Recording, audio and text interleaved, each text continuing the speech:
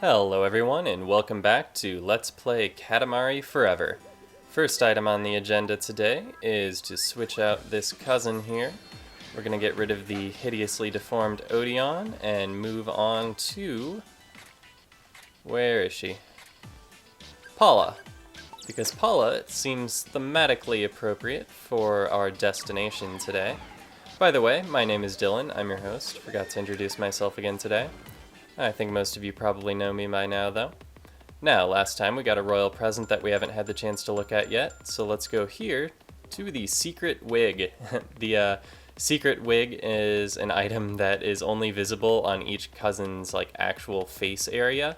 So on the prince, his face is a square on the overall cylindrical bean shape of his head, so the hair only pokes out on the square part. Here, Paula's face is also a square, but it's a rotated square, so it looks a little bit different. But the implication is that the cousin has an entire head that's underneath the colored outer part of their head, like that's a hood or something. I don't know. It's called the secret wig. Not sure what's so secret about it either. Maybe the fact that it's mostly hidden under the rest of their head there. Anyway. We are going today to the Robo King's Cosmos, to the Katamari Sprinkler stage. Katamari Sprinkler here, one of the few stages totally unique to Katamari Forever. This is a greatest hits of sorts, but there are a couple of original tracks snuck in here, and the Katamari Sprinkler is one of them. It's also one of the most unique stages in the game. One of those that operates on a very different axis than the others. In this case, our goal is not so much to roll up objects and then retain them inside the Katamari, but rather to roll something up and then disperse it. In this case, we're rolling up water here, and we are dispersing it among this sandy, arid desert. The reason we have Paula today is because not because she's tall, like you might think, that is one of her defining characteristics, but because she is flower-like. And as you'll see in a moment, as we traverse those sands with our water-filled Katamari, we're going to see some flowers springing up. So once the Robo King finishes up his explanation here, yes, our goal is 800 square meters, not a diameter for once, but a square meter, and we have 5 minutes to do it. Anyway, let's roll. And as you can see, we have flowers and grass springing up everywhere we go, replacing the arid desert with a lush plain. Got some beautiful plants there, Paula fitting right in.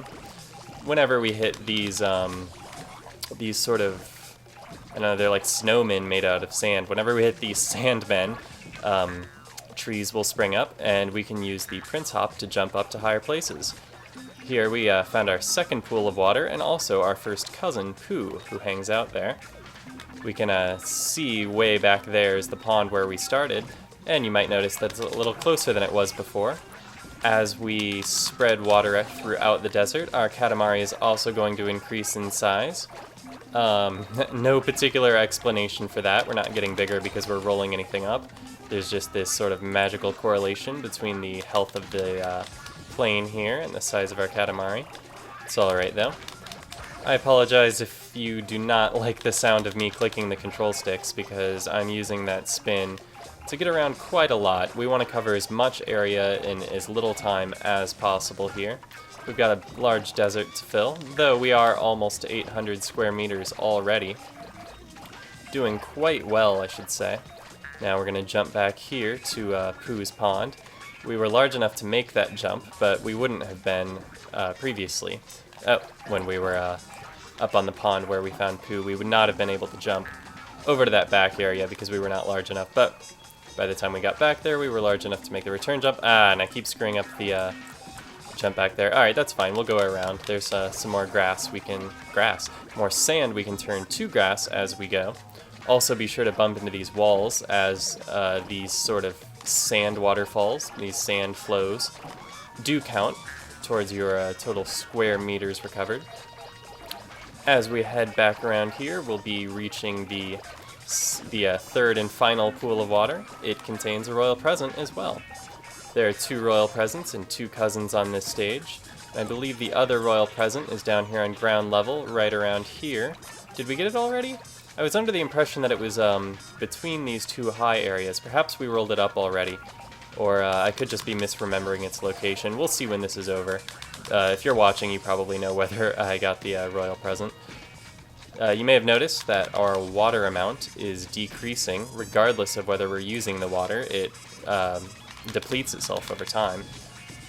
So even though I'm rolling now across grass, or even if I was standing completely still, that amount would be going down over time. So it's something to keep an eye on. Especially if you haven't uncovered the second and third pool of water yet, you'll want to be very cautious of your water because you don't want to have to return all the way to the start just in order to be able to continue rolling. One of the drawbacks of this stage. Though for the most part, I like this stage quite a lot. I like that there's at least one stage in this game that was designed entirely with the Prince Hop in mind. You would not be able to traverse this stage without the Prince Hop allowing you to get up to the higher levels, so it's nice to see that.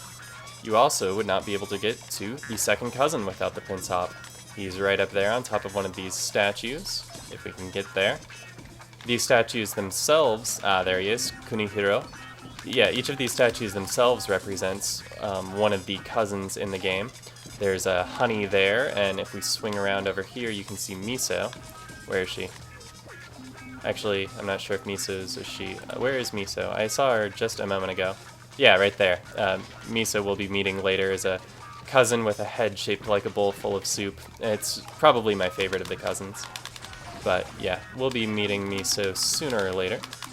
We're at 1,200 square meters. That's 50% in excess of our goal, with nearly a minute remaining on the clock. Perhaps one royal present to find, I'm not certain. Oh, is that the royal present there on top of that lizard? Let's see if we can get it. Come on, get back here, lizard. Oh crap, I lost it. Where'd it go? As you uncover more of the grass, more wildlife appears, hence the pandas and gorillas and things, but that one bearded lizard has our royal present. Oh, there it is.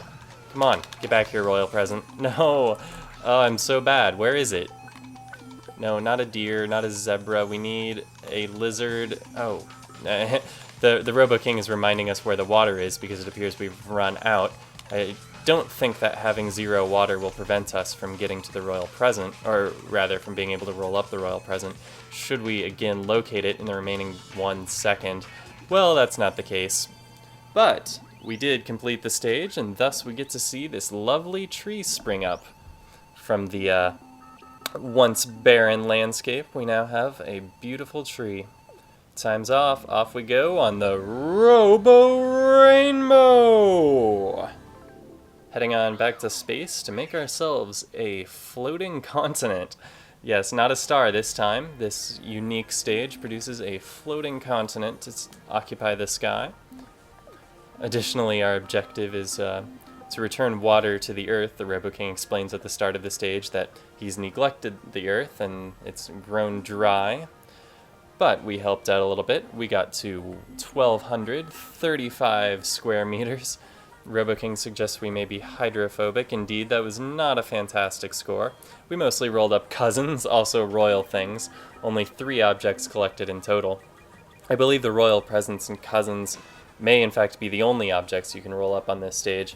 I'm not sure that you can get those animals even if you're large enough to. I think it's all just water and then the collectibles there. Now here's our first royal present. Is there a second? Oh no, there's not. Duh, the lizard had it. I was still thinking that I might have rolled it up earlier. But yeah, I guess I thought it was in a certain location, but I guess I just remembered encountering that lizard in that location in the past, and it's always in fact the lizard who carries the present. Or maybe the lizard picks up the present once he appears, and you can actually get to it before the lizard spawns, but I don't know if that's just speculation. Anyway, there's Pooh, our new royal cousin. Our new cousin. How disturbing. Good thing he can swim. Alright, what will our floating continent be? The Economize floating continent. 67 points. Alright, that's a reasonable score compared to some of those we've gotten. But let's see if we can do better as we get that remaining royal present from that stupid lizard. And we're back, ready for another attempt at the 100 coin star on Shifting Sand Land. Once again, you get to hear me clicking those control sticks around as we roll as fast as we can, trying to get as much of this sand as possible turned into a beautiful, lush garden, popping up flowers in our wake as we make our way up this way, which is where we will find one of the remaining pools of water. Hopefully we can get over there before the water runs out. Boom! Yeah, 1% of our water left. We uncovered that beautiful golden bath there. From here I'm going to jump over and get the second pool of water now. I'm not sure why I like to get these out of order, but I do.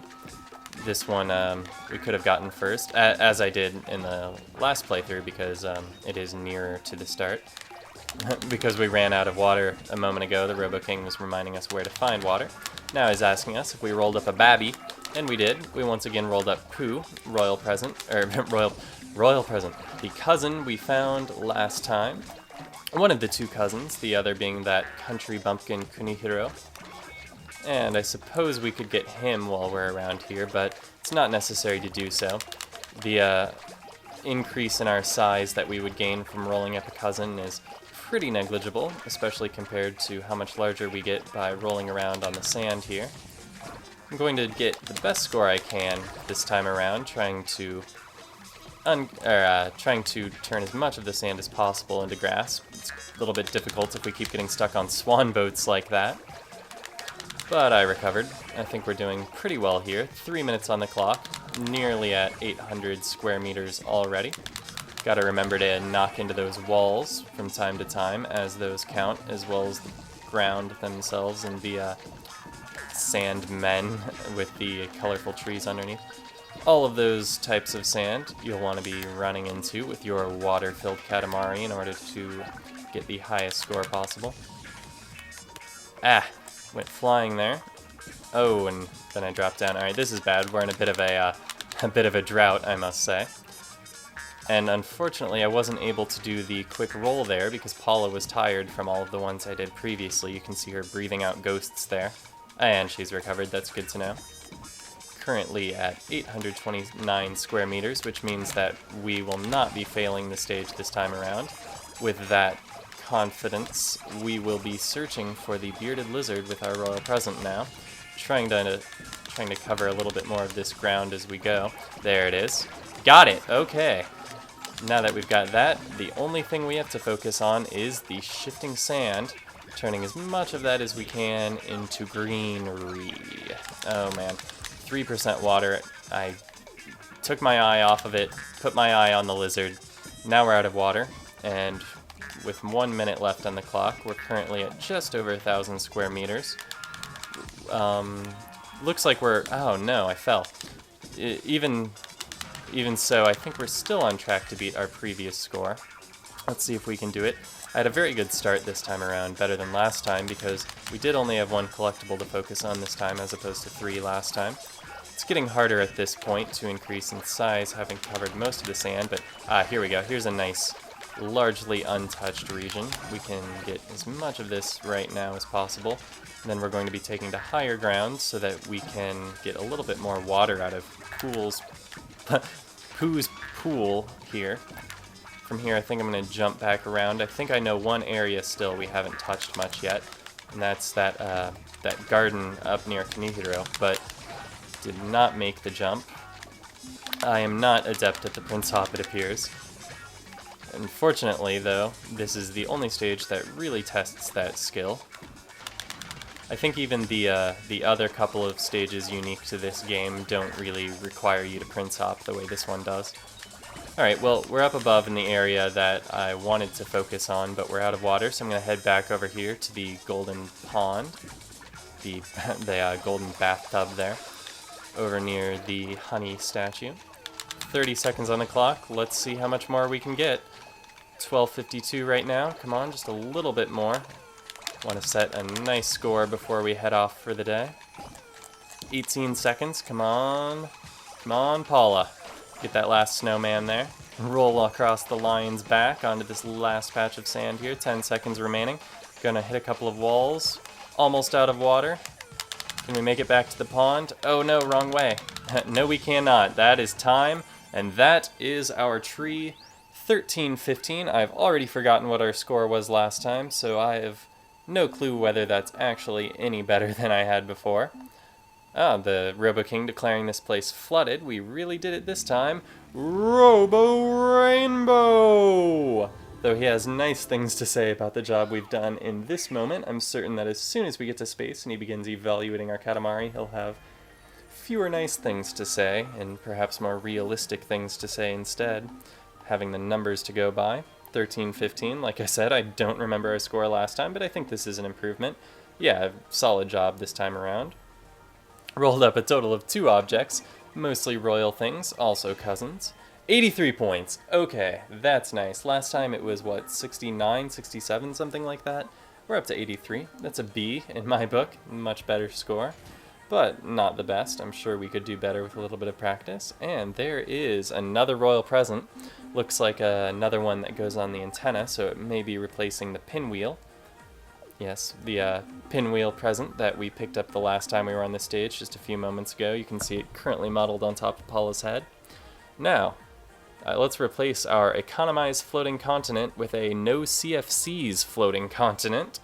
And rather than choosing between a star or stardust, we have the choice of float or don't float. I say we float. One floater coming right up. And what a beauty it is. Yeah, no CFCs, floating continent. No Robo King, I would not care to roll anymore at the moment. I think that's all we've got time for right now. Thank you very much for watching, and I will see you again next time.